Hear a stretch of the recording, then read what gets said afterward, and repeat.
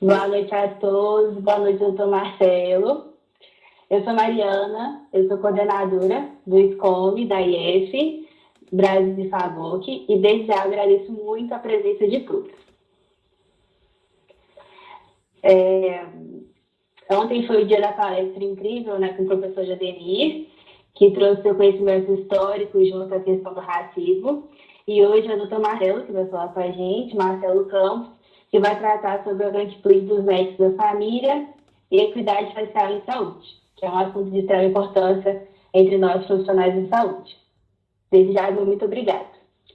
Meu agradecimento também ele se estende a todos os alunos do comitê que participaram dessa jornada junto com a gente.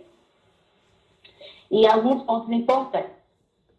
Depois dessa palestra, vai ser disponibilizado um formulário. E esse formulário eu queria que todos preenchessem, porque serve como um feedback para a gente. Como que foi o evento, a aceitação, sugestões, porque é o nosso primeiro evento online e a gente gostaria de ter esse feedback.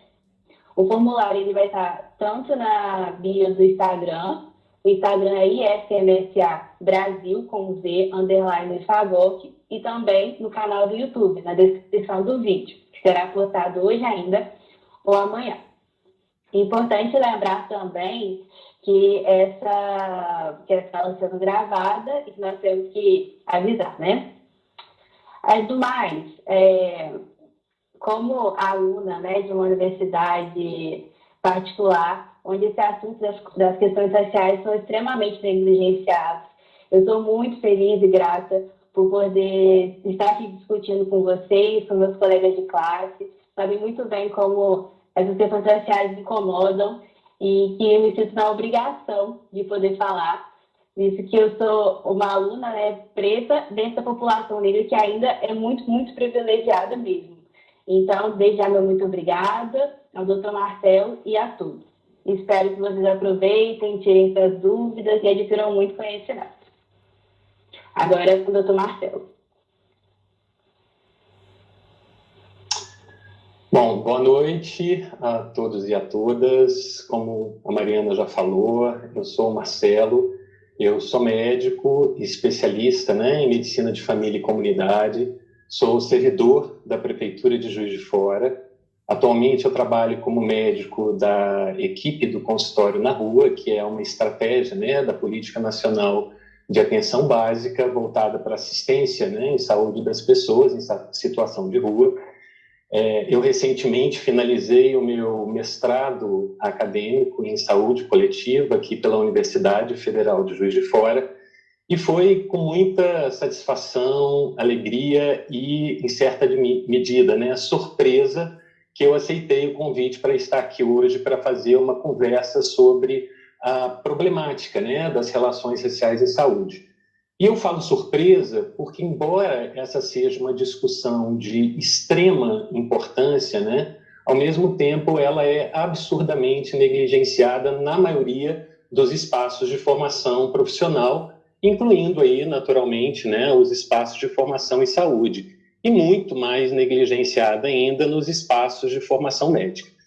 E eu ouso afirmar, né, que essa discussão nos espaços de formação médica ela é praticamente inexistente.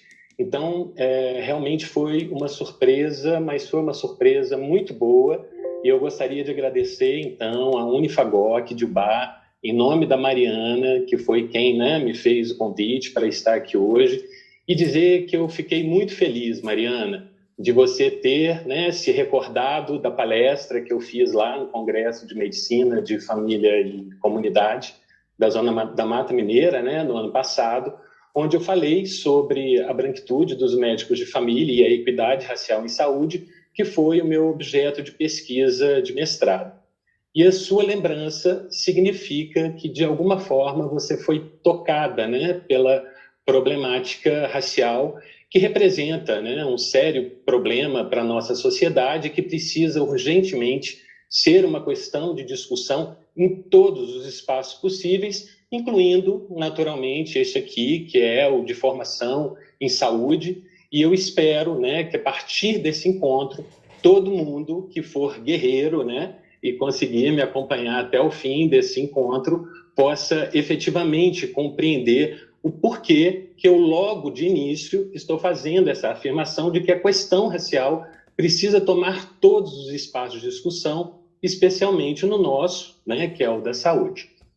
Bom, para esse momento, né, de hoje, eu achei que seria interessante fazer uma fala que pudesse ser acompanhada por alguns slides. Então, eu vou compartilhar esses slides, né, e pedir para todo mundo que está acompanhando aqui deixar a apresentação fixada na tela, porque assim vai ficar mais tranquilo de seguir a minha fala, tá bom? Então, eu vou fazer esse compartilhamento aqui agora.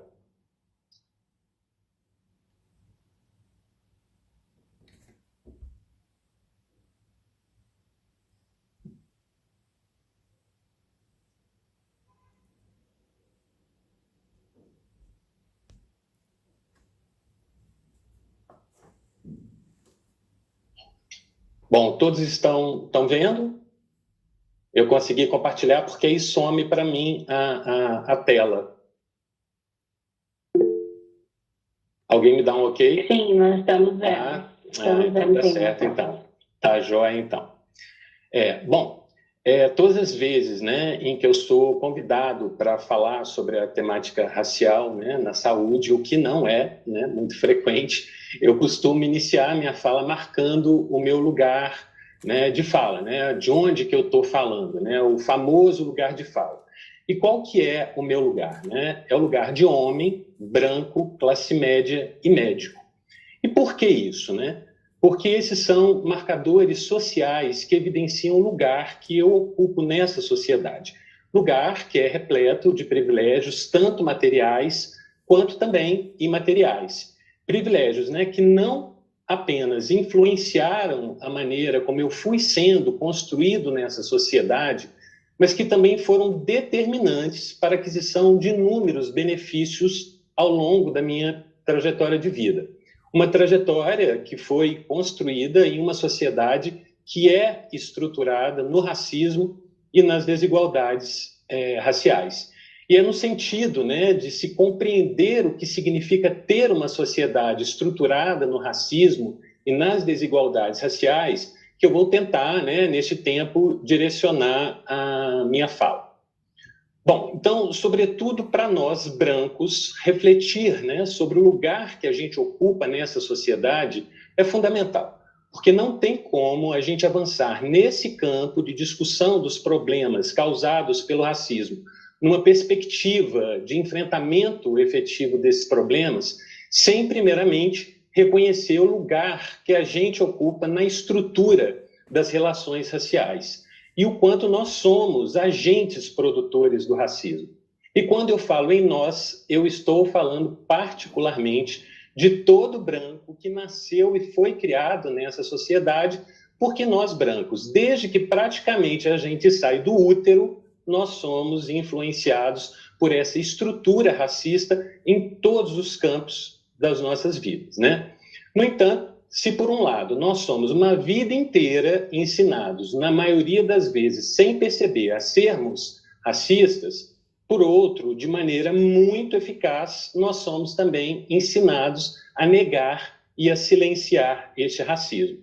Então, a Mariana, né, vai se lembrar lá na minha palestra no Congresso de Medicina de Família do ano passado, eu praticamente iniciei a minha fala fazendo duas perguntas para a plateia. E essas perguntas, elas foram utilizadas por uma pesquisa que o Datafolha fez na década de 90, com milhares de participantes de vários estados brasileiros, onde eles foram indagados da seguinte forma: você concorda que existe racismo no Brasil? Daí, mais de 90% dos entrevistados responderam que sim, que o Brasil era um país racista. Então, imediatamente, o entrevistador perguntava: e você é racista? Daí, mais de 90% das pessoas entrevistadas responderam que não, que elas não eram racistas. Então, fica a pergunta: quem é que promove o racismo na sociedade brasileira, afinal? Embora, né, essa pesquisa tenha sido realizada há quase 30 anos, ela ainda continua super atual, né? Porque na medida, né, em que se a gente repete essas mesmas perguntas em diversos espaços, o padrão de respostas será sempre o mesmo. E foi isso que aconteceu lá no Congresso. E é fundamental a gente olhar para isso.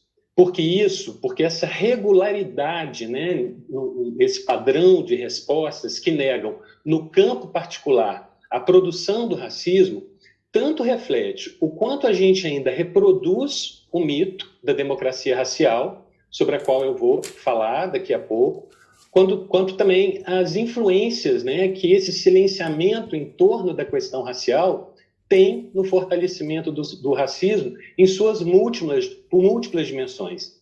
E por uma questão lógica, não tem como a gente querer discutir as influências do racismo na saúde pública ou em qualquer outro espaço sem que, primeiramente, a gente, de fato, compreenda tanto o que vem a ser o racismo quanto o que é que está, né, por trás dele.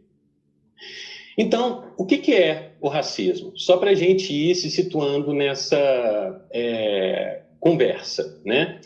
É uma doutrina, ou seja, é um conjunto de ideias que são ensinadas, né, e transmitidas, ideias que afirmam a superioridade de determinados grupos étnicos, nacionais, linguísticos, religiosos, etc., sobre outros grupos. O termo racismo passou, então, a designar essas ideias advindas dessa afirmada superioridade, bem como uma série de ações e comportamentos que demonstram as diversas formas de opressão de uma determinada raça, que se julga como superior, sobre outra que é tida como inferior. Então, resumidamente, o racismo na relação entre brancos e negros, que é o que predomina no Brasil, é uma doutrina que diz: brancos são superiores aos negros e, por serem superiores, os brancos podem exercer as diversas formas de opressão sobre os negros. Então, para que a gente possa, né, continuar, esse conceito precisa estar bem entendido, né, ele precisa estar bem introjetado. Porque, de uma forma geral, as pessoas acham que o racismo ele se localiza tão somente naquelas ações e naqueles comportamentos individuais, né? Que o racismo é quando eu profiro uma agressão ou uma discriminação racial, como, por exemplo, chamar uma pessoa negra de macaca.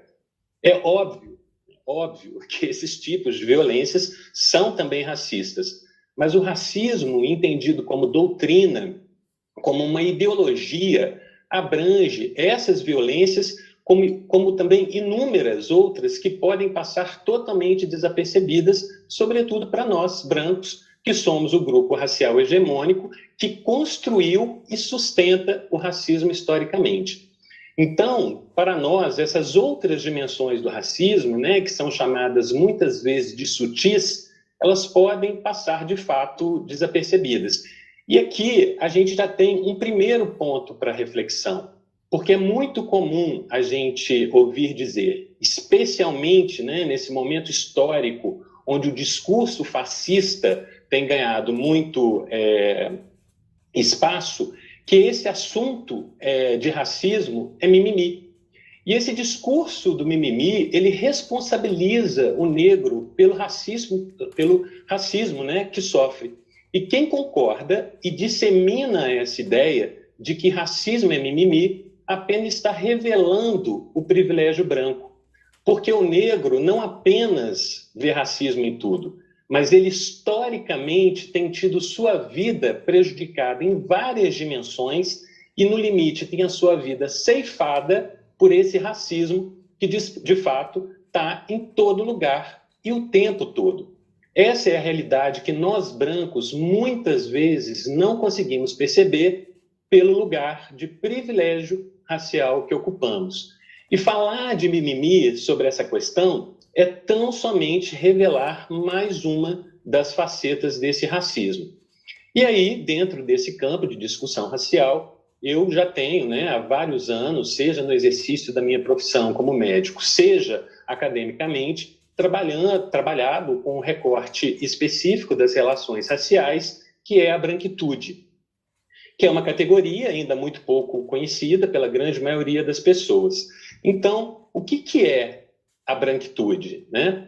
Bom, a grande maioria dos estudos das relações raciais ela é feita tendo o negro como objeto de estudo.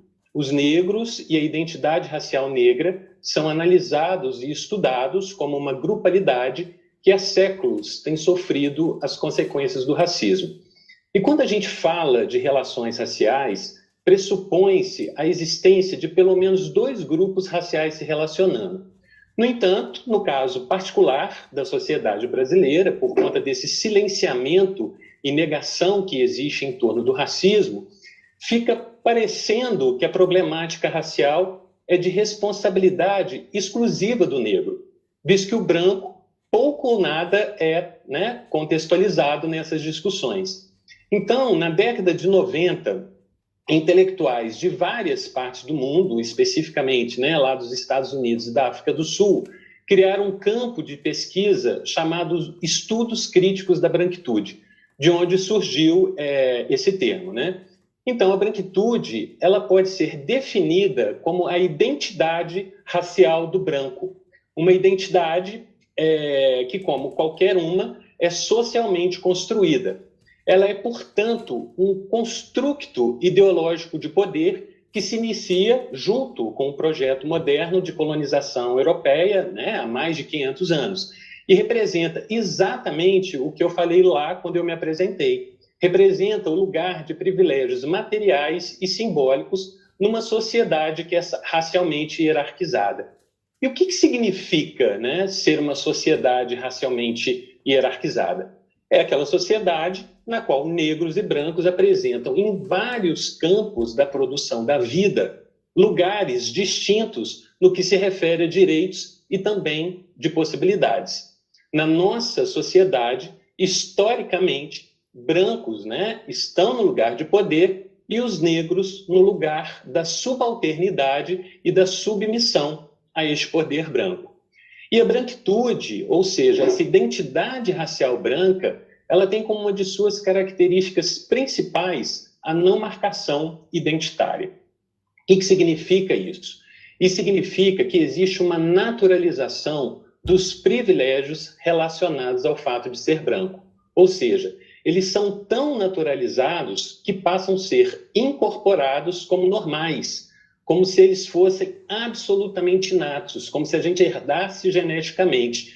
E como consequência dessa naturalização, a gente não para pensar ou refletir sobre esses privilégios brancos. A branquitude, então, passou a ser, nas sociedades ocidentais, uma referência hegemônica de poder. Ela é uma referência estética, ela é uma referência moral, civilizatória, intelectual e, por razões óbvias, também econômica.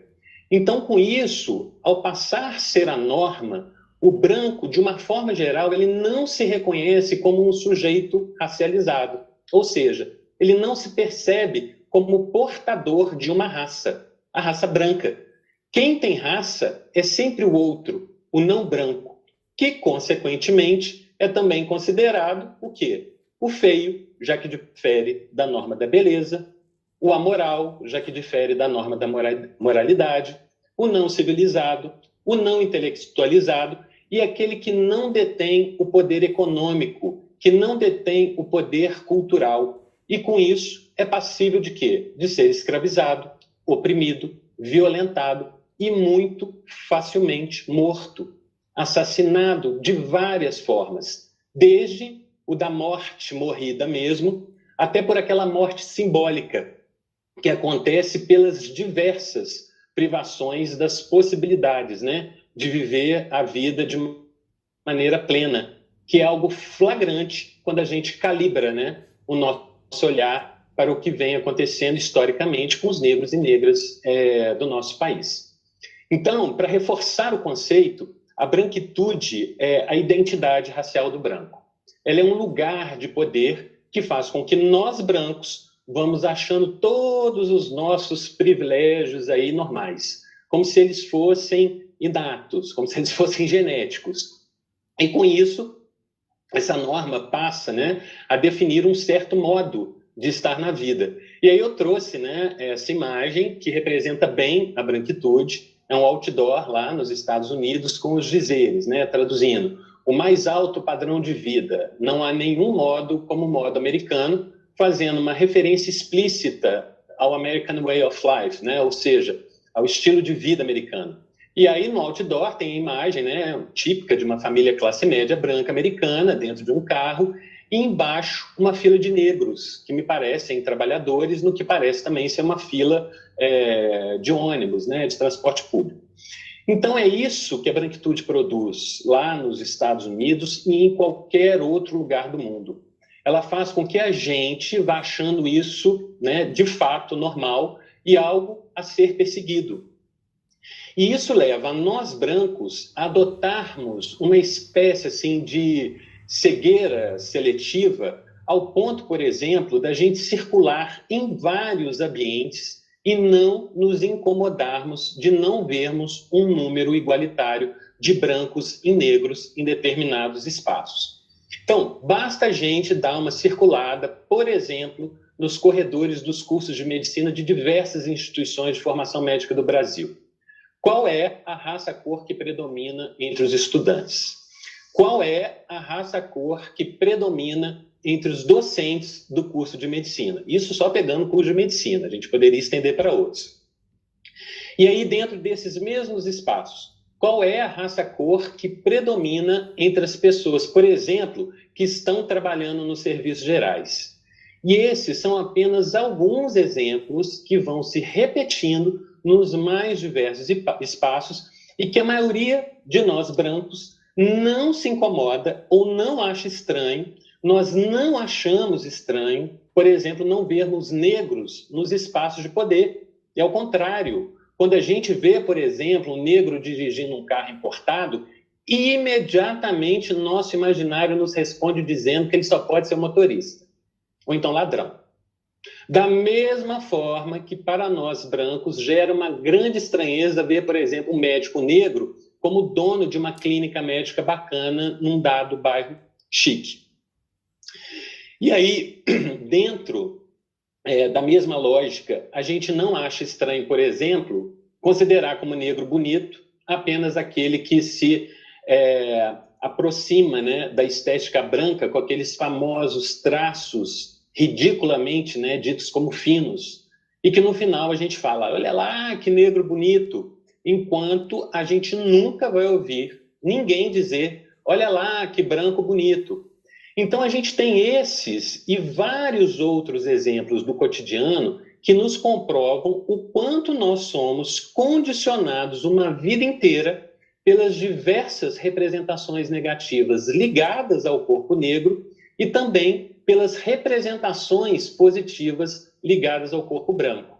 Enfim, todos esses exemplos são produtos das inúmeras naturalizações que a branquitude e o racismo que dela advém têm produzido aí há séculos nas sociedades ocidentais e que tem gerado consequências terríveis todos os dias para o povo negro. Seja aqui no Brasil, seja em outros países, como os Estados Unidos, que tem uma sociedade que também se estrutura no racismo. E aí, gente, nós brancos vamos tomando posse dessas consequências do racismo quando a violação dos direitos desses sujeitos negros extrapolam para o absurdo da violência que passa a ser notícia na imprensa, como é o caso, né? Foi o caso do assassinato do garoto João Pedro, que morreu baleado dentro da própria casa durante a operação da polícia, lá no Complexo do Salgueiro, em São Gonçalo, no Rio de Janeiro, em maio deste ano. E, mais recentemente, o cruel assassinato do americano negro George Floyd pelo policial branco lá em Minnesota, nos Estados Unidos, que gerou aí, né, uma série de manifestações lá nos Estados Unidos e em diversos outros países. E esses são apenas alguns de incontáveis casos que acontecem todo santo dia. E o importante é a gente ter a consciência que até chegar esse ponto de violência absurda, esses corpos negros passaram por incontáveis situações de violação de direitos produzidos pelo racismo. E nós, brancos, pelas naturalizações produzidas pelo nosso lugar na sociedade, não conseguimos, muitas vezes, né, perceber essas violações. Então, uma das comprovações que eu costumo usar de exemplo, né, de como nós vamos naturalizando a problemática racial, é o fato do Brasil ter 520 anos e desses 520 anos, mais de 350 ter sido no regime de escravidão. Isso significa que em cada 10 anos do Brasil, 7 foram vividos na escravidão. Então, repetindo, a cada 10 anos do Brasil, 7 foram vividos na escravidão. E a gente dá conta de viver nossas vidas sem pensar que a gente faz parte desse legado histórico. É capaz da gente saber mais, né, sobre o Holocausto judeu, se comover e se sensibilizar mais com o genocídio que matou milhões de judeus na Segunda Guerra Mundial do que com o genocídio que aconteceu aqui e que continua acontecendo na nossa terra. Não, que a gente não tenha, né, naturalmente, que se sensibilizar com o Holocausto judeu, que foi, sem sombra de dúvidas, um crime lesa humanidade, né, produzida também pelo racismo. Mas ele durou 6 anos. 6 anos. E o nosso foi mais de 350 anos pela escravidão e ainda continua acontecendo cotidianamente, sobretudo com a juventude negra brasileira, produzido pelo racismo. E a gente não tem isso na nossa pauta de discussão diária. E por que a gente não reflete, pensa ou fala sobre isso? E uma das explicações, né, para a espécie de alienação racial que vai nos assolando vem do que eu citei anteriormente, que é o mito da democracia racial. E o que vem, né, a ser isso? Acredito até que o Jodenir, né, tenha falado sobre isso ontem, mas não custa repetir. Bom, lá na década de 30 do século passado, um intelectual importante chamado Gilberto Freire criou uma teoria que foi amplamente disseminada na sociedade brasileira pelo fato de ser uma teoria que representaria, lá naquela época, um fortalecimento da identidade nacional do nosso país. Essa teoria, ela partia do pressuposto, né, que aqui no Brasil não existiam diferenças entre as raças, né, que aqui negros e brancos viviam em plena harmonia, com as mesmas oportunidades, com as mesmas condições de igualdade, né, então, portanto, sem desigualdades. Essa teoria era denominada de luso-tropicalismo, né, porque ela partia do pressuposto tanto de uma suposta facilidade que os portugueses tiveram de adaptação aos trópicos, quanto da falaciosa ideia de que o regime escravocrata português tenha sido mais brando do que de outros colonizadores europeus. Então, essa ideia da democracia racial servia para justificar o porquê das relações no Brasil, por exemplo, serem diferentes das que aconteciam lá nos Estados Unidos e na África do Sul, que são exemplos de países que tinham políticas de Estado de segregação racial. Ou seja, nesses países, né, o Estado era assumidamente racista e criava leis de separação mesmo, né, de segregação entre negros e brancos. Então, a teoria da democracia racial brasileira enaltecia o mestiço brasileiro como símbolo da identidade nacional. E essa ideia de harmonia, ela foi amplamente disseminada e enraizada na nossa sociedade, ao ponto de termos aquele resultado lá da pesquisa do Datafolha, onde as pessoas reconhecem a existência do racismo, mas o racismo nunca está nessa pessoa que reconhece, mas sempre em um outro que a gente não sabe quem é. E essa ideologia da democracia racial começou a ser desconstruída e ser considerado um mito, né, o mito da democracia racial, a partir lá da década de 50 do século passado, onde inúmeros intelectuais se debruçaram, né, em pesquisas que comprovaram o abismo que separava negros e brancos na sociedade brasileira. Então, daquela época até hoje, luta-se contra essa falácia que a ideologia da democracia racial prega, porque são incontáveis os estudos que comprovam que o racismo é estrutural na nossa sociedade, ou seja, ele está presente nos alicerces que sustentam a sociedade brasileira. Mas mesmo, né, com todas essas provas, nós, especialmente nós, brancos brasileiros, continuamos reproduzindo esse discurso ideológico e silenciando a problemática racial, silenciando essa obviedade que é retratada, por exemplo, nessa imagem, onde, de um lado, nós temos trabalhadores, né, da limpeza urbana do Rio de Janeiro, dá para perceber, né, que são todos negros, e do outro, uma turma de formandos de medicina de Juiz de Fora, todos brancos. E a gente vai vivendo, achando isso normal, absolutamente normal. E para que a gente possa mudar, então, esse padrão, o primeiro exercício que nós, brancos, né, precisamos fazer é fugir do personalismo. Ou seja, quando se fala dessa identidade racial branca produtora do racismo, não se está falando de um ou outro indivíduo branco em particular. Eu não estou falando de uma branquitude individualizada ou de um racismo individualizado. Eu estou falando de uma estrutura ideológica, ou seja, um conjunto de crenças que são socio-historicamente construídas e introjetadas no corpo social. Corpo social, né, do qual nós fazemos parte e, inevitavelmente, seremos também produzidos por ele. Então, aqui a gente não está falando de atitudes individuais de discriminação e preconceito racial, que também são consequências dessa ideologia. Mas quando a gente reduz a discussão para o campo individual, além dela não se sustentar por conta do desconforto que gera na gente, né, ela impede também que a gente perceba a dimensão macro dessa questão. O segundo exercício, né, que eu acho importante, que a gente precisa fazer, é o da compreensão de que o racismo, além de ser estrutural, ele é também institucionalizado. Ou seja, ele está presente, né, no corpo das instituições que compõem o Estado. E um exemplo disso é o quanto a presença do racismo nas instituições de ensino fizeram que a nossa história fosse ensinada de maneira deturpada e sem nos oferecer uma possibilidade de reflexão crítica sobre as questões raciais. Então, por exemplo, eu acho muito pouco provável que alguém aqui, né, nessa sala, que está aqui acompanhando, né, a palestra, tenha tido a possibilidade, nas suas aulas de história, aprender que o Brasil foi o único país do mundo que teve uma política de Estado de branqueamento. E o que significa isso?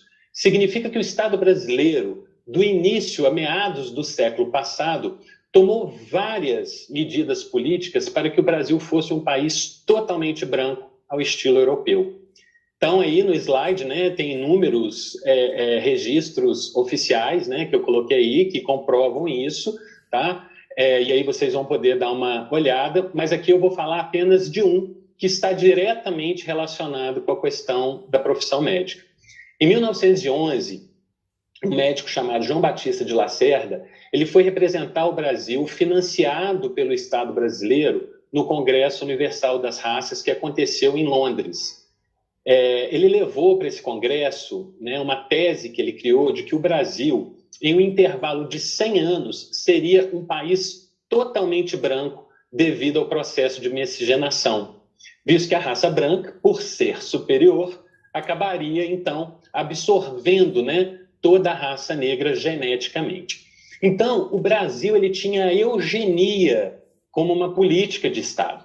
Havia crença absoluta na supremacia racial branca. Embora, né, concretamente, essa teoria não tenha vingado, né, visto de acordo, né, com o último censo do IBGE de 2010, o Brasil tem uma população negra que corresponde a aproximadamente 54% da população, e obviamente é muito mais que isso, né?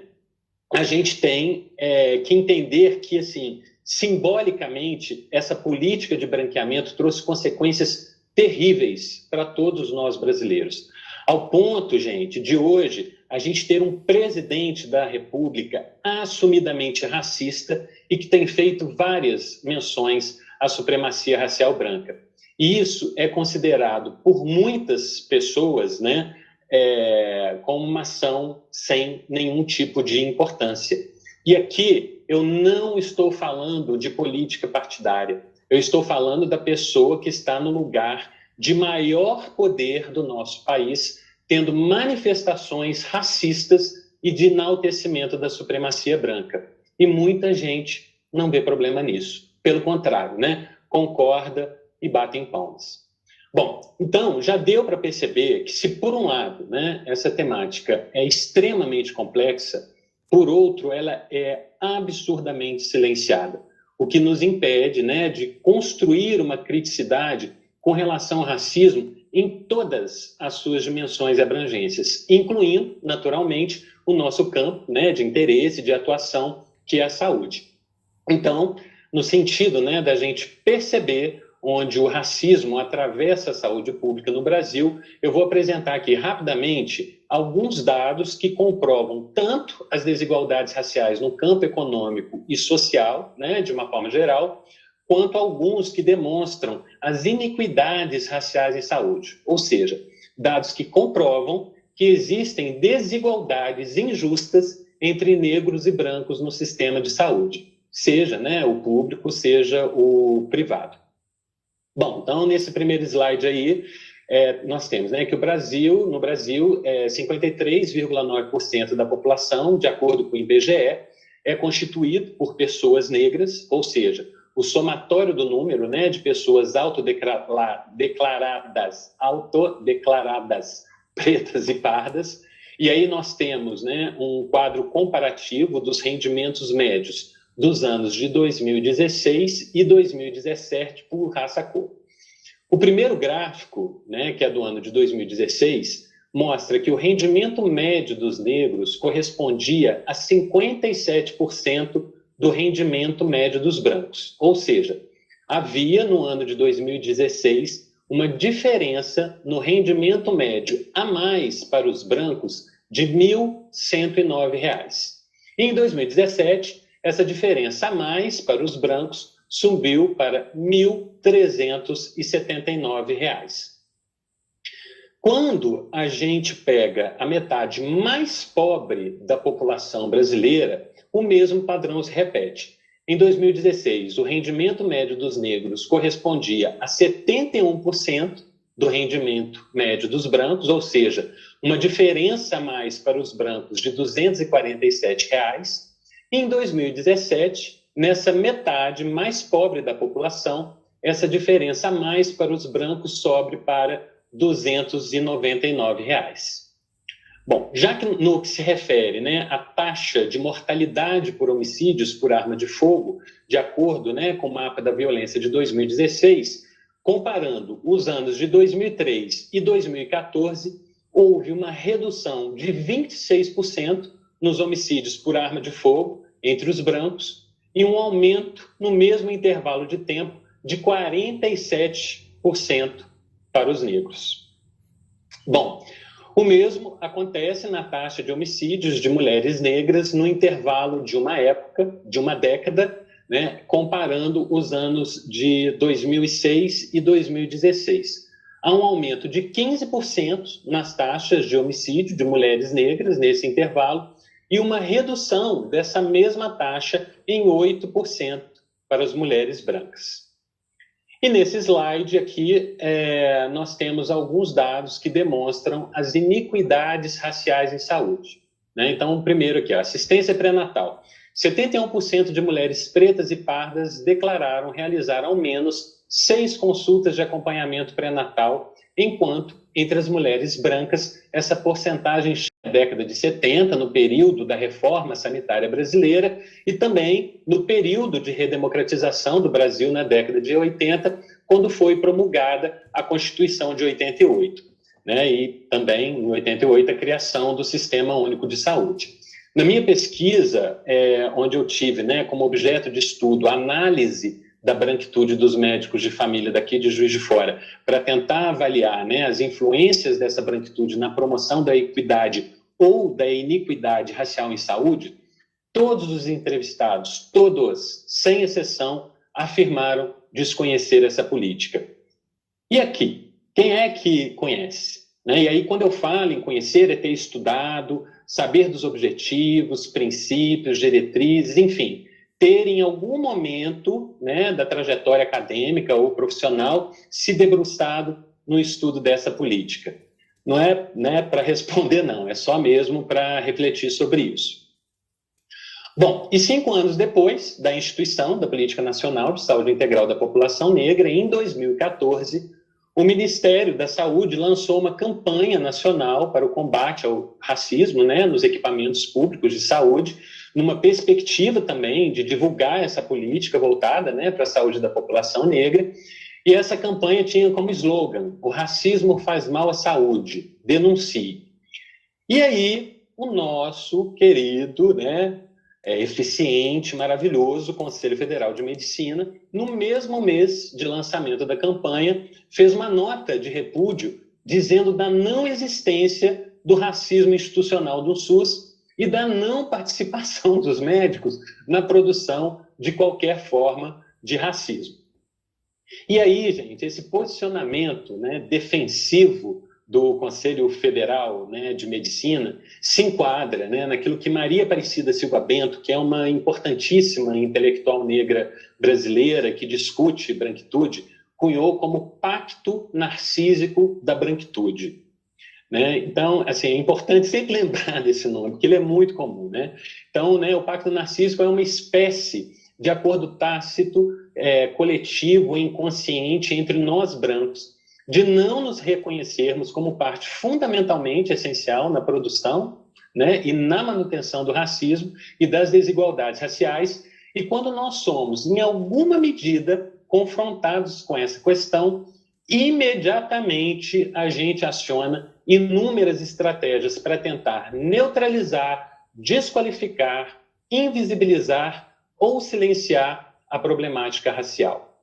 Esse pacto narcísico, ele é muito comum de acontecer naqueles espaços, né, onde a gente leva a discussão racial para um grupo de brancos. Eu quase aposto que ele deve estar operando na cabeça de muitos brancos que estão aqui nessa sala hoje, né? E esse pacto pode variar desde uma negação total da problemática racial e do racismo, até aquele ponto onde se reconhece o racismo, mas se relativiza algumas questões. E aí algumas falas, né, e posicionamentos são bem característicos dessa defesa, e acredito que vocês devem, em algum momento, ter se confrontado com isso. Né? Então, a mais comum é de que o problema do Brasil não é racial, mas sim de classe. Ou seja, que o problema não é o racismo, mas a pobreza, né? Que é um argumento facilmente desconstruído com aquele primeiro slide que eu mostrei, que demonstra que mesmo no extrato mais pobre da população, negros têm rendimento médio mensal menor do que os brancos. E esse discurso, ele fica muito evidente, por exemplo, no meu campo de pesquisa. A maioria dos médicos, né, que participou do meu trabalho reconhece as desigualdades raciais em saúde, mas quando questionados sobre o que causam essas desigualdades, vieram com o discurso de classe, afirmando que é a pobreza e não a raça-cor que determina as desigualdades. E uma coisa impressionante na minha pesquisa, gente, foi a constatação do medo que, de uma forma geral, as pessoas têm da palavra racismo. Na análise das entrevistas, né, que foram horas e horas de gravação, a palavra racismo apareceu apenas 2 vezes. Então, é fato, né, que a pobreza é geradora de desigualdades sociais, né? Mas é fundamental que a gente tente compreender e olhar com criticidade o fato da pobreza no nosso país ter uma cor que não é a branca. Isso quer dizer que não tem pessoas brancas pobres? Claro que não. Tem muito branco pobre. Mas quando você vai avaliar as estatísticas, né, e aí a gente tem que pegar as estatísticas, né? Quando se analisa o mapa da pobreza no Brasil pelo recorte racial, fica muito evidente a disparidade entre negros e brancos.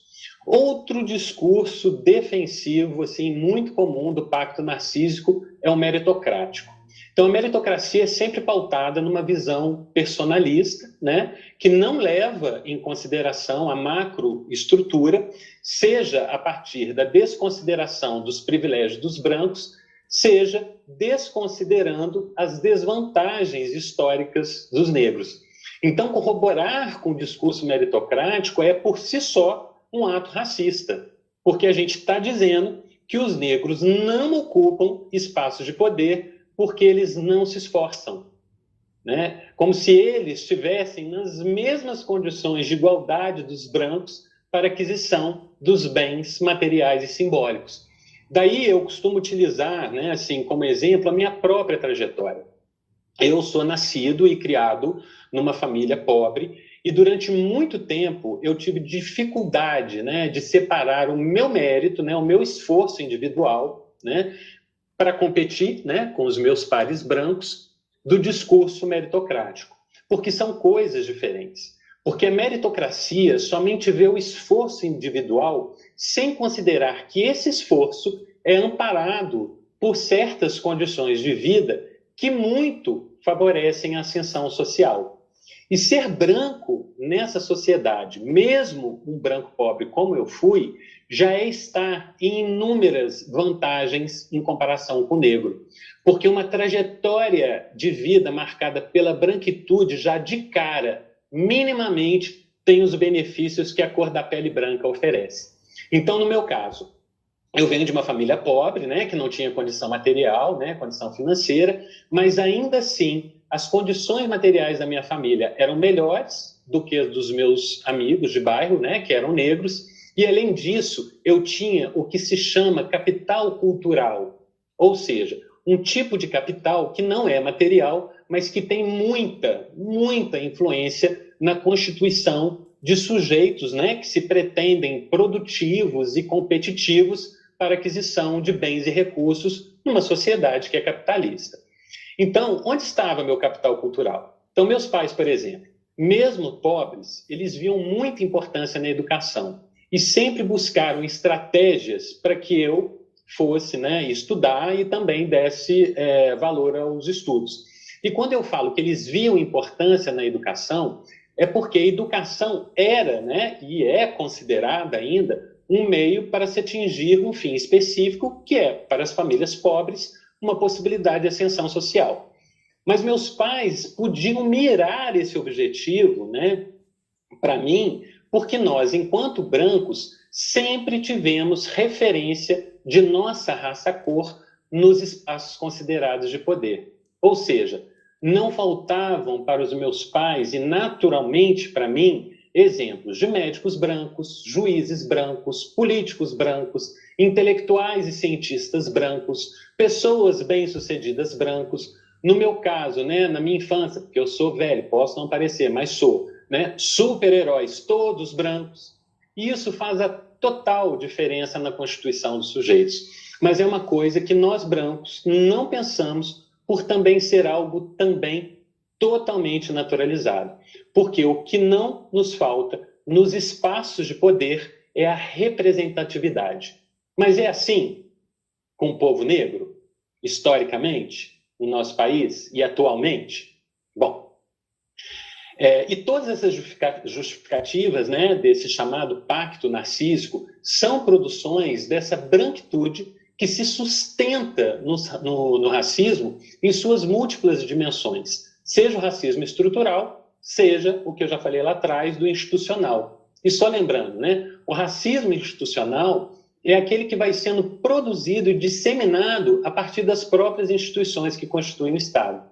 Então, ele está presente no nosso legislativo e executivo, que são majoritariamente, né, e constituído por pessoas brancas eleitas por nós, que negligenciam a construção e a implementação de políticas públicas de combate, né, à desigualdade racial, do judiciário, também branco, que historicamente criminaliza a população negra, pelas escolas, né, como no exemplo que eu dei, que não cumprem, né, essa lei aí 11.645 de 2008, que determina a inclusão nos currículos da rede oficial de ensino, a obrigatoriedade da temática, né, história e cultura afro-brasileira, e também das nossas universidades que não cumprem as diretrizes do Conselho Nacional de Educação, que falam da obrigatoriedade de se tratar sobre a temática das relações raciais nos espaços de formação de nível superior,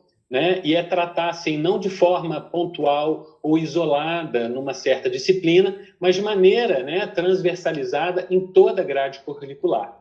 E, naturalmente, também a gente percebe, né, esse racismo institucional nos equipamentos públicos de saúde, onde as vulnerabilidades específicas da população negra não são consideradas, o que alimenta todos os dias essas estatísticas das desigualdades raciais em saúde.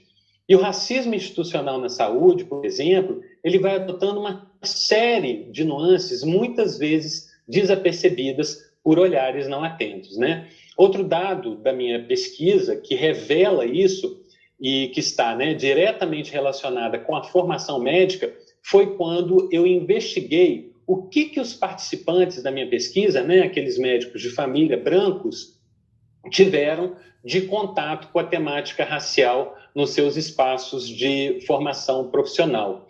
E todos os participantes, sem exceção, afirmaram que o único contato que tiveram com a temática racial foi no que se refere ao estudo de determinadas patologias que são mais prevalentes na raça negra, como a hipertensão arterial, diabetes e anemia falciforme, e aí também os seus respectivos tratamentos. Ou seja, a abordagem da questão racial foi tão somente no que se refere ao campo biológico, desconsiderando assim por completo a dimensão social e nem de longe, em momento algum, abordando as teorias das relações raciais. E isso se reflete naturalmente na forma em que nós, profissionais médicos, né, e da saúde de uma forma geral, vamos alimentando o racismo institucional sem nem nos darmos conta disso, né? Então, outro exemplo, né? Quando, na entrevista, né, da minha pesquisa, eu perguntei como os médicos trabalhavam com o quesito raça-cor dos formulários do SUS, somente a metade dos entrevistados afirmou realizar o preenchimento, e dessa metade, poucos utilizavam, né, o critério previsto por lei da autodeclaração. A maioria simplesmente vai lá e marca a raça-cor de acordo com o seu julgamento, sendo que muitos dos participantes nem sabiam me dizer ao certo quais eram os critérios de raça-cor dos formulários, né? Ou seja, o branco, preto, pardo, amarelo e indígena. E quando questionados, né, a respeito da importância da variável raça-cor para a saúde pública, todos afirmaram que a única importância era para a determinação de estudos estatísticos que pudessem demonstrar a prevalência de determinadas doenças na raça negra. Então, gente, ficou muito evidente que os médicos lidam de maneira burocrática e protocolar com o quesito raça-cor, não utilizando o recorte racial em momento algum para avaliação das condições, né, sociais e epidemiológicas dos negros e negras que são atendidos cotidianamente por eles, né?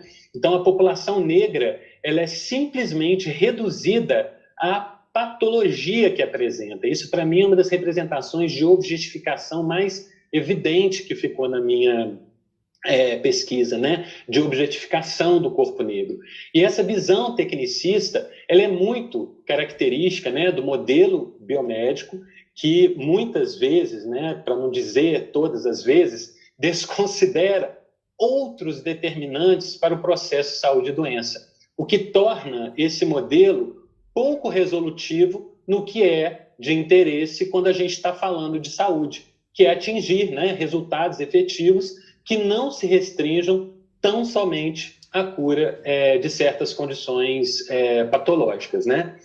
E aí o nosso interesse, enquanto profissionais da saúde, deveria ser, pelo menos, né, no meu ponto de vista, buscar caminhos efetivos para a produção da saúde e prevenção de doenças dentro, né, de uma lógica de direito fundamental à saúde. E nesse sentido, o quesito raça-cor, para além da determinação da prevalência de doenças, ele se constitui na principal base do sistema de informações de saúde para mensurar exatamente os efeitos que uma sociedade racista como a brasileira produz na saúde dos negros e negras do nosso país. É pelo quesito raça-cor que será possível mensurar o nível de iniquidade racial, de desigualdade injusta racial na saúde, para que, a partir dessas evidências, se possa, né, criar políticas públicas que garantam que a população negra seja amparada efetivamente pela universalidade, pela igualdade, previstas legalmente no Sistema Único de Saúde.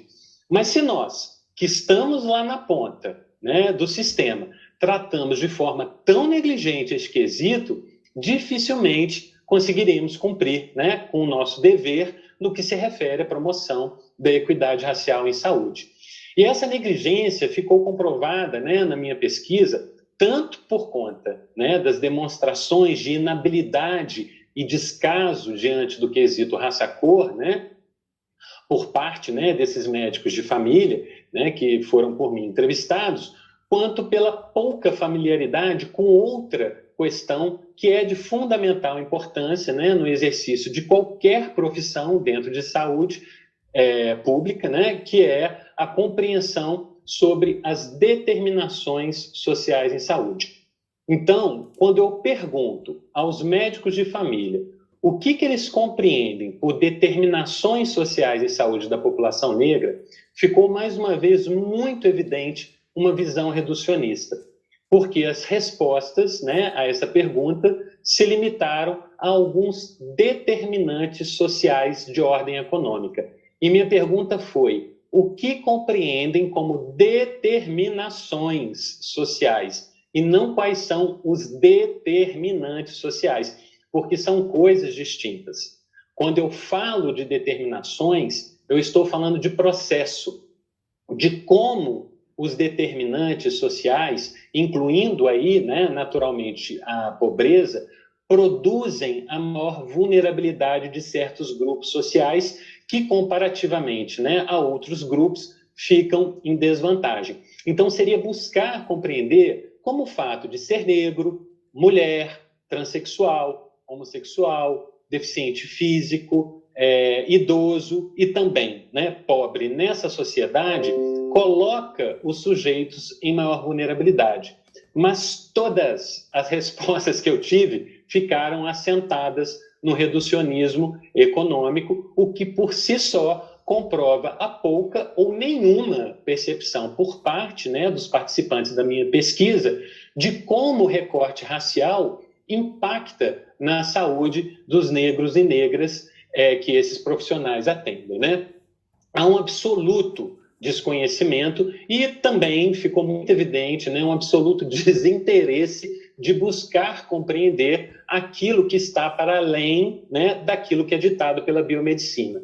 Então, a produção do cuidado, né, direcionada aos sujeitos negros, obviamente ficará comprometida, na medida em que questões estruturais da constituição do processo saúde e doença dos negros, né, e negras passam totalmente desapercebidos. Então, por exemplo, nesse slide aqui, né, como controlar uma hipertensão de uma mulher negra sem considerar as suas experiências de violências produzidas pelo racismo e pelo machismo? Só com medicamento? Não dá. Como tratar, né, de um processo pós-traumático como o possivelmente, né, vivido pelos pais do garoto João Pedro, né, e dos familiares lá do George Floyd, sem considerar as expressões do racismo que levaram ao assassinato dos dois? Como conduzir uma investigação para compreender a dificuldade de aprendizagem de uma criança negra sem considerar o racismo sofrido por ela em todos os espaços e também no espaço escolar? Por aí vai. São incontáveis as situações que, para nós brancos, ficam totalmente invisibilizadas, né, enquanto determinações sociais de saúde da população negra, e que, para os negros e negras, são concretamente sentidas de forma terrivelmente sofrida e adoecedora dia após dia. E um último dado, né, da minha pesquisa, que eu acho super importante, é o que demonstra a compreensão dos médicos de família sobre o que vem a ser equidade em saúde, né, visto que o meu objeto de pesquisa foi compreender as influências da branquitude na produção da iniquidade racial em saúde. A maioria dos entrevistados demonstrou pouca, né, familiaridade com o tema, embora tenham, né, demonstrado uma noção de equidade enquanto justiça, né, na distribuição de bens e serviços na saúde. E esses participantes, durante o percurso das entrevistas, reconheceram a maior vulnerabilidade da população negra em comparação com a população branca, mesmo, né, sendo apenas dentro daquela perspectiva que eu falei, né, do reducionismo econômico. E daí, quando eu perguntei o que eles realizavam de ações para a promoção da equidade racial, né? Ou seja, ações que estivessem diretamente voltadas para diminuir as desigualdades injustas que recaíam sobre a população negra, com exceção de apenas um participante, todos os demais afirmaram não realizar nenhuma atividade específica de promoção da equidade racial, por não verem diferenças entre negros e brancos nos seus atendimentos. E aí, na análise dessas respostas, ficou muito evidente como nós brancos, ao sermos confrontados com a questão racial, nós somos também facilmente e imediatamente cooptados pelo discurso de naturalização das diferenças, né, produzidos pela branquitude. Ou seja, eu consigo enxergar as diferenças e desigualdades injustas entre brancos e negros até aquele ponto limite em que eu não precise me implicar como pertencente a um grupo que produz, alimenta e sustenta historicamente tais diferenças e desigualdades. Porque quando isso acontece, a tendência é eu tentar negar, neutralizar ou desqualificar a questão para que eu não precise reconhecer e me responsabilizar pelos efeitos que meu privilégio, né, por ser branco, né, e quando eu falo é o meu mesmo e o do meu grupo de pertença, como o meu privilégio, né, causam, né, na produção das desigualdades raciais. Bom, falei pra caramba. Foi isso, né, que eu preparei, né, para apresentar para vocês hoje. Eu sei que é muita informação, né, para ser absorvida de uma vez só, mas eu quis, né, aproveitar essa raríssima oportunidade de falar sobre a branquitude, especialmente para o segmento da saúde, e com isso eu procurei, né, demonstrar o que de fato é importante para nós brancos nesse processo de reconhecimento, né, do nosso lugar nas relações raciais. Então, para finalizar, eu digo o seguinte: o racismo é um problema nosso. Quando eu falo nosso, eu estou falando de nós brancos, porque fomos nós que inventamos o racismo.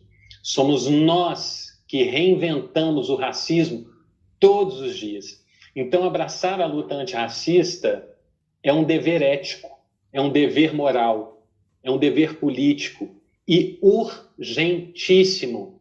E não dá, né, a minha amiga Giane está aí, né, ela que fala isso, não dá para se fazer de branco, bacana e desconstruído se você não se incomoda com tudo isso que eu mostrei aqui.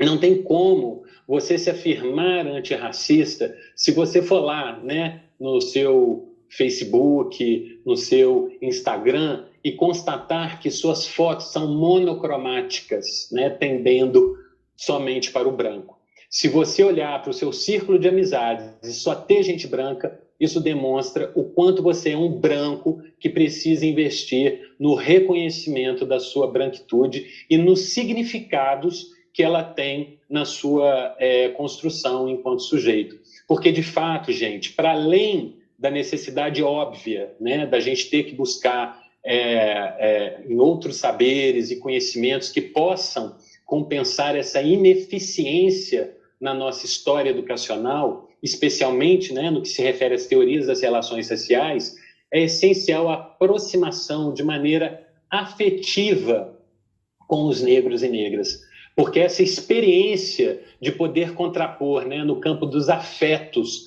de maneira muito próxima, muito íntima, realidades, né, contrapor realidades de vida e trajetórias, né, tão díspares, é que nós brancos poderemos realmente tomar posse desses privilégios, né, que nos foram concedidos historicamente e perceber o quanto esses mesmos privilégios foram e são negados aos negros e negras. E não dá para a gente falar em produção de cuidado na saúde sem considerar, e muito, todos esses aspectos que eu falei aqui hoje. Então, né, eu vou passar aqui 2 últimos slides, né, que são de algumas atividades que eu realizei dentro do meu trabalho, onde há pelo menos 7 anos eu tenho investido na luta antirracista no Sistema Único de Saúde, e isso somente foi possível por conta da minha relação de amizade com a minha melhor amiga, a Jeane Elisa, uma mulher negra, né, que eu tenho certeza, né, que está aqui assistindo. A Jeane, lá em 2013, né, para me resgatar assim, de um grande conflito, né, que eu estava vivendo dentro da medicina, ela foi para dentro da unidade de saúde em que eu trabalhava para estar junto comigo, mesmo sem ser profissional da saúde. E ela idealizou e executou, né, com a minha participação, um dos trabalhos mais lindos que eu já vi em toda a minha vida, que foi a Ciranda da Saúde. E que depois, né, se transformou num programa institucionalizado aqui da Prefeitura de Juiz de Fora, chamado Ciranda Cidadã. E essas 2 cirandas, ao terem, né, na centralidade, entre outros determinantes, né, o determinante da saúde, né, o reconhecimento do racismo como um condicionante da saúde da população negra, me fez não apenas ter, né, o interesse profissional sobre essa temática, mas de fato me tornou um ser humano melhor, né, a partir dessa possibilidade que eu tive, tanto de me reconhecer como um branco cercado de privilégios, quanto da diferença, né, que eu podia fazer a partir deste reconhecimento, tanto na minha profissão, quanto na vida de uma forma geral. Então, minha eterna gratidão à minha melhor amiga, à minha pessoa, Jeane Elisa, e meu muito obrigado, né, a todos e a todos que foram guerreiros, que perseveraram até agora, e que vocês não se esqueçam que o seu silêncio é racismo e que numa sociedade racista não basta não ser racista. Não basta não ser racista. É necessário ser antirracista.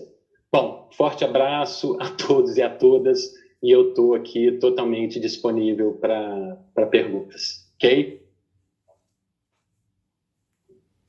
Obrigada, doutor Marcelo. Foi incrível. Não doeu nada. Foi ótimo. Obrigada, de verdade. De nada.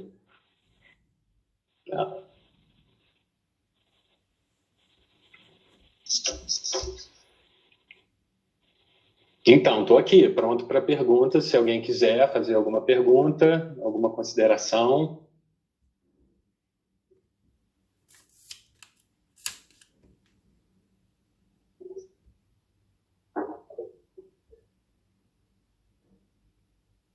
Olha o silêncio que eu falei, hein, gente. Boa noite, doutor Marcelo, tudo bem? Aqui é o Lucas, eu sou estudante da Unifagoc de Medicina e eu fiz essa mesma pergunta ontem durante a nossa apresentação com o professor Jodeni e eu queria perguntar para você também, voltado mais para a área da medicina, como que a gente, como estudantes de medicina, da saúde e futuros profissionais da área, a gente pode continuar e lutar contra o racismo na profissão, tanto quanto em relação aos nossos pacientes, tanto quanto em relação ao corpo profissional das unidades de saúde, e como a gente pode conseguir estabelecer realmente uma saúde integral de uma maneira equitativa, né? Até ajudando a estabelecer os princípios do SUS, por favor. Então, Lucas, eu penso que o primeiro passo é se atentar para todas essas questões que eu coloquei aqui hoje referentes à branquitude, né? Porque eu penso que não tem como a gente avançar, né, na luta antirracista sem que, primeiramente, a gente se reconheça como sujeitos racializados, né? Porque o branco, a própria branquitude, né, essa identidade racial, ela já traz isso como característica, que é essa tentativa de invisibilização dessa identidade. Então, não tem como, né, a gente avançar na luta antirracista sem que, primeiramente, a gente se reconheça, né, portador dessa identidade racial, naturalmente, né, caso a gente esteja falando de brancos, né? O segundo ponto é a gente se aproximar dessa discussão. Por quê? por conta desse poder hegemônico, né, da supremacia racial branca, as discussões raciais, elas são sempre feitas, né, pela perspectiva do negro, né, o negro como objeto de estudo, como eu falei, e o branco ele vai passando ali totalmente invisibilizado por conta das suas naturalizações. Então a gente precisa efetivamente investir em estudar, né, já que essa temática ela é absolutamente alijada, né, da nossa trajetória escolar, seja, né, a trajetória escolar, né, do ensino fundamental, médio e também, né, universitário, sobretudo na área da saúde, né? E com isso, a partir disso, começar a criar movimentos dentro das instituições, né, escolares, e no nosso caso aqui, das instituições de formação profissional em saúde, começar a criar esses tensionamentos, porque existem leis, existem diretrizes do Conselho Nacional de Educação que já ditam essas normativas da obrigatoriedade de se tratar sobre a temática das relações raciais de maneira transversal no currículo das profissões de nível superior há muito tempo. Então, assim, eu acho que o que nos falta primeiro, né, esse reconhecimento, segundo, o começar, né, fazer um movimento que é um movimento que começa de dentro para fora, né, porque é aquilo que eu falei aqui no final da minha fala, não adianta se fazer de branco desconstruído se lá na sua página de Facebook só tem colega branco, né? É essencial que a gente se aproxime dos negros e negras para que a gente possa compreender a nossa branquitude a partir dessa realidade que eles vivem cotidianamente e que por a nós passa absolutamente silenciada, né, invisibilizada, na verdade, né? E aí não tem como eu querer promover, como você falou, né, um atendimento integral, né, até mesmo porque esse conceito da integralidade dentro da saúde é absurdamente complexo, né, e um grande desafio, e também equitativo, se eu não souber dessa realidade, né, daquele indivíduo, porque aquele indivíduo ele faz parte de um processo histórico, ele faz parte de uma ancestralidade. Então é fundamental a gente saber de todas as expressões, todas essas expressões do racismo, partindo aí da nossa própria branquitude. Não sei se eu consegui responder, né? Assim, eu poderia ter sido mais sintético, mas quando se trata das relações raciais, não tem como a gente ser sintético, né? A gente precisa estar esmiuçando muito bem, né? Esquadrinhando muito bem as respostas. Consegui te responder, Lucas? Com certeza, foi ótima a sua resposta. Inclusive, eu quero parabenizar muito a sua apresentação, foi perfeita. Muito obrigado também pela disponibilidade, doutor. Tá certo, Lucas, foi um prazer. Então, gente, o Lucas foi o primeiro, vamos lá. Boa noite, doutor Marcelo. Sou Vinícius, estudante de medicina em São José dos Campos. E fiquei curioso para saber quais os tipos de ação vocês fazem na Ciranda, dentro da UBS, assim. Então, Vinícius, a Ciranda, né, como eu disse, ela foi uma proposta, né, é uma idealização da minha amiga Jeane Elisa, que está aqui, num momento muito difícil, né, e de conflito, né, meu com a medicina. E lá na UBS, né, a gente começou fazendo um trabalho inicialmente com as agentes comunitárias de saúde, que eram todas negras, né? Então, a gente partia, né, de um pressuposto de que se a gente criasse, né, uma oportunidade de grupos, de rodas, né? A primeira coisa que a gente fez, né, e muito orientado, né, pela expertise da Jeane, que é uma intelectual negra, uma ativista, uma pedagoga, foi criar momentos de roda. Então, era romper de maneira muito radical com um paradigma biomédico para introduzir no cotidiano daquela unidade básica de saúde uma perspectiva afrocentrada, sabe? O que para mim na época deu nó, né, na cabeça, porque hoje eu sou uma pessoa, em 2013 eu era outra completamente diferente. Mas aí a gente fazia rodas inicialmente, né, com essas agentes comunitárias de saúde, porque a gente partia do pressuposto que, na medida em que a gente pudesse fazer com que essas agentes compartilhassem as suas memórias, né, de mulheres negras, a gente conseguiria fazer com que elas acessassem algumas questões, né, das suas memórias que pudessem reforçar uma identidade, né, uma identidade de mulher negra. E aí foi muito interessante, né, que num curto, mas muito curto espaço de tempo, a gente começou a observar assim, mudanças muito significativas em todas as agentes comunitárias de saúde, né? A maioria com histórias, né, de sofrimento psíquicos, né, e que muito atravessadas naturalmente pelo racismo e pelo machismo, e que começaram a estabelecer transformações assim muito radicais nas suas vidas, seja na vida pessoal, seja no trabalho. E isso, né, essa ideia toda começou por conta de um incômodo que eu ficava, né, de perceber no cotidiano do meu trabalho, antes, né, da Ciranda iniciar, do grande número de mulheres negras que eu atendia, né, porque eu atendia dentro de uma comunidade que era majoritariamente negra, daquilo que a gente chama de sofrimento difuso, né, que a psiquiatria chama, né, de queixas psicossomáticas, né, e eu sempre compartilhei, né, a minha vida, né, com a Giane, e aí a Giane deu a sacada, poxa, pode ser um atravessamento aí do racismo e do machismo. E aí ela se disponibilizou a fazer esse trabalho e a gente começou com essa roda, inicialmente com as agentes comunitárias, que deram um boom.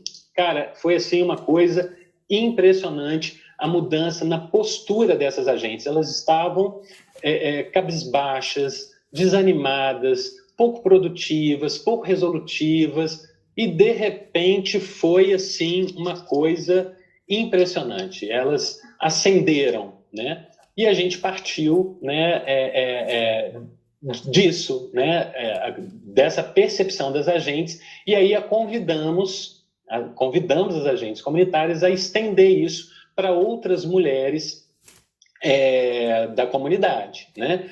Para levar essa pedagogia afrocentrada, essas rodas de conversa para discutir, né, os atravessamentos do machismo e do racismo para outras mulheres.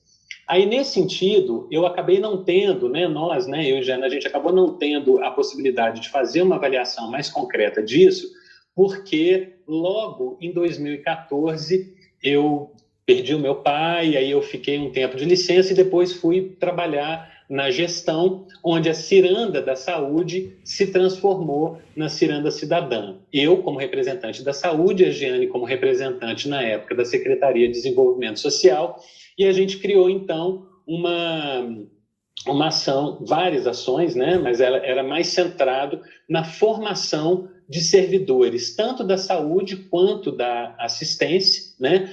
Nas temáticas, né, de gênero, raça e classe, porque a gente entendia que esses recortes eram potentes determinantes para a violação de direitos humanos e também potentes determinantes sociais de saúde. Então, a Ciranda Cidadã, ela seguiu mais dentro dessa lógica, né, de fazer rodas sempre dentro, né, da perspectiva de metodologias participativas, das metodologias freirianas, para que a gente pudesse fazer com que os servidores que estão lá na ponta, cuidando, né, das mulheres e das mulheres negras, pudessem ter uma mínima noção disso tudo que a gente está conversando aqui. E a gente foi muito feliz, né, durante o tempo que a Ciranda rodou. Eu acho que a Ciranda vai permanecer sempre dentro da gente. E eu vejo hoje, né, eu fiquei 1 ano e meio afastado por conta do meu mestrado, retornei em dezembro, e hoje eu estou no consultório, na rua, e eu penso que o meu trabalho no consultório na rua hoje, da forma como ele é exercido, ele somente é possível por conta da minha experiência nas 2 cirandas. Eu acho que eu te respondi, né? Sim, com certeza. Muito obrigado pela explicação. Foi bem legal conhecer mais especificamente as ações que vocês trabalhavam. Obrigado. De nada, Vinícius. Então, mais alguém quer fazer uma pergunta, uma observação? Senão agora mesmo eu vou começar a pegar as carinhas aqui e fazer pergunta para vocês. Jeane Elisa, Gata Preta, minha amiga, quer fazer alguma observação da minha fala? Não, tá perfeito. Isso mesmo.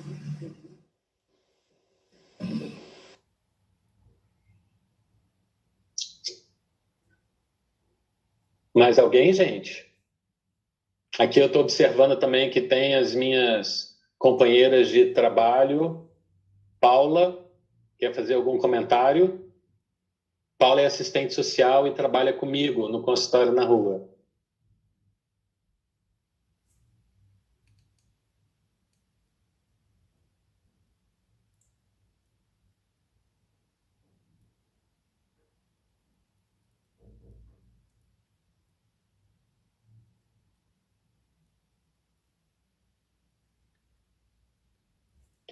Boa noite, Zé Ronaldo falando. Tem alguma pesquisa em relação à letalidade do coronavírus em relação à raça? Assim, você saberia me informar quem está sofrendo mais, quem está sendo mais cometido pelo vírus, ou não tem assim ainda? Eu não entendi o seu nome. José Ronaldo, sou professor de educação física. Então, José Ronaldo, eu não sei te informar, né? Porque nesse período aí, né, eu estou na linha de frente e tenho realmente me dedicado pouco, né, à investigação. Mas eu infiro muito fortemente, né, pela forma como o nosso sistema de saúde, né, a forma como o nosso sistema de saúde está estruturado, né, e sendo a nossa sociedade estruturada no racismo e nas desigualdades raciais por conta de todas aquelas estatísticas, né, que eu demonstrei, e além daquelas tem inúmeras outras, eu quase chego a afirmar que, sem sombra de dúvidas, a população negra será, no final das contas, a contabilizada como a maior prejudicada. Mas eu, assim, não posso afirmar. Oi? Eu posso contribuir nisso, assim, dizendo que o Ministério da Saúde tinha esses dados, já tinha lançado esses dados em abril, e esses dados já apontavam a população negra como sendo a maior vítima, né? As taxas de mortalidades atravessadas pela população negra. No entanto, já em maio, né, meados de maio, o Ministério da Saúde retirou da sua página essas informações. Então, hoje a gente não tem informações oficiais, apenas dados empíricos, né, que vão dizer que o maior número de pessoas que morrem, né, pela Covid-19 são pessoas negras. Embora a contaminação, às vezes, é maior na população branca. Então, sempre tem um exemplo, que é o exemplo de São Paulo, onde em Moema, que é um bairro da Zona Sul, né, um bairro de classe média, enfim, da Zona Sul não, né, um bairro de classe média em São Paulo, que existiu num determinado momento, né, em abril, de abril para um grande número de infectados, né? Então, assim, eu não sei dizer os números exatamente, mas como se fosse, assim, 300 pessoas infectadas. E dessas 300 pessoas infectadas, nenhuma morreu. E em Paraisópolis, né, que é uma região de... uma região de ocupação subnormal, né, uma favela, o número de infectados proporcionalmente era menor, mas o número de letalidade, né, de mortes era maior. Então, é fato já que a morte, né, embora esses dados não estejam mais disponíveis na página do Ministério, e é uma exigência que os movimentos negros têm feito, né, para que esses dados retornem, com recorte de raça e gênero, mas a gente já pode apontar, né, já pode dizer que é a maioria que tem morrido pela Covid-19. Obrigado. De nada, nada. Eu acho assim que a gente precisa também, né, olhar com criticidade, né, sobre isso que a Jeane nos coloca, né, da retirada da página do Ministério desses dados. Eu acho que é muito sintomático, sobretudo nesse governo que a gente está vivendo.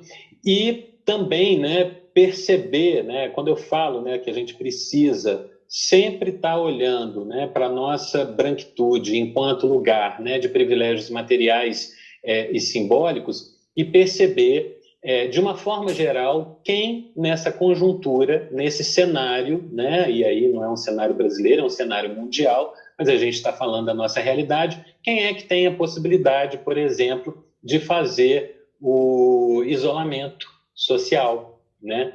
Quem é que tem a possibilidade de fazer o isolamento social? A gente não precisa, né, ser nenhum expert nas teorias das relações raciais. É uma questão de constatação óbvia, né, que geralmente, né, é o branco classe média que tem essa possibilidade, né?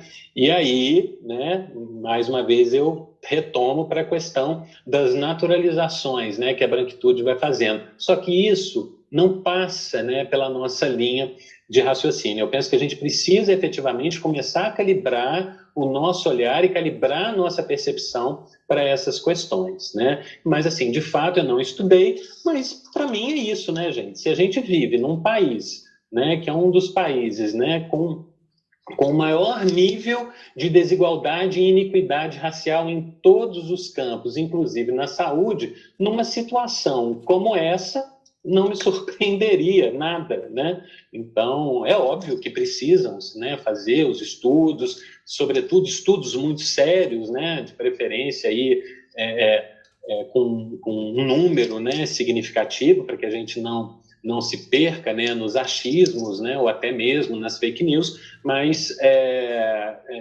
eu acho que empiricamente já dá para a gente saber sobre isso.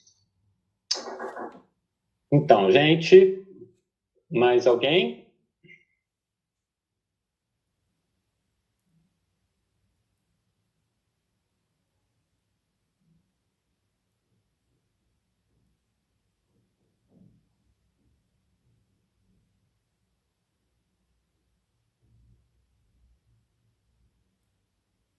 Gato comeu a língua de todo mundo?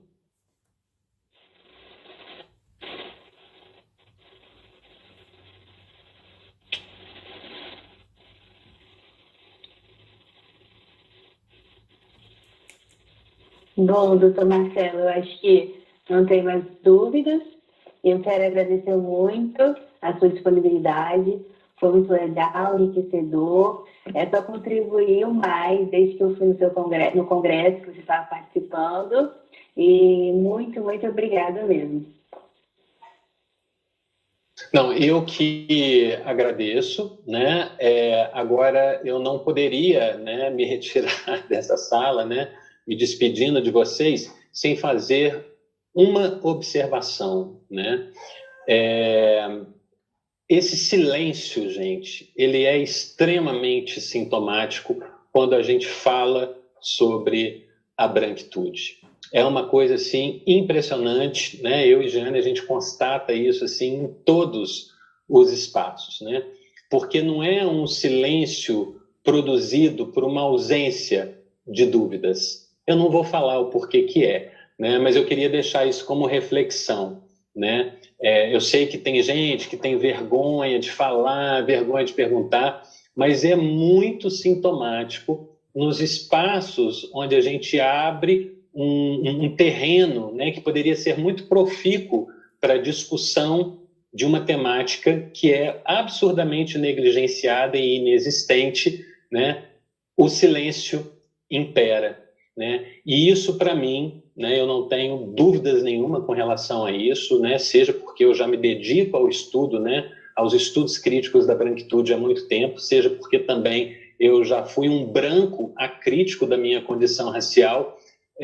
Então eu sei exatamente o porquê que existe esse silêncio. E queria, né, que todos e todas que estão aqui e que são brancos e que permaneceram em silêncio pudessem também minimamente ficarem curiosos o porquê desse silêncio, tá? Mas muito obrigado, fiquem bem e sempre que quiserem discutir um pouco sobre essa temática, que é fundamental para a construção profissional, para a trajetória profissional de vocês, podem contar comigo, tá? Um grande abraço a todos e a todas. Boa noite.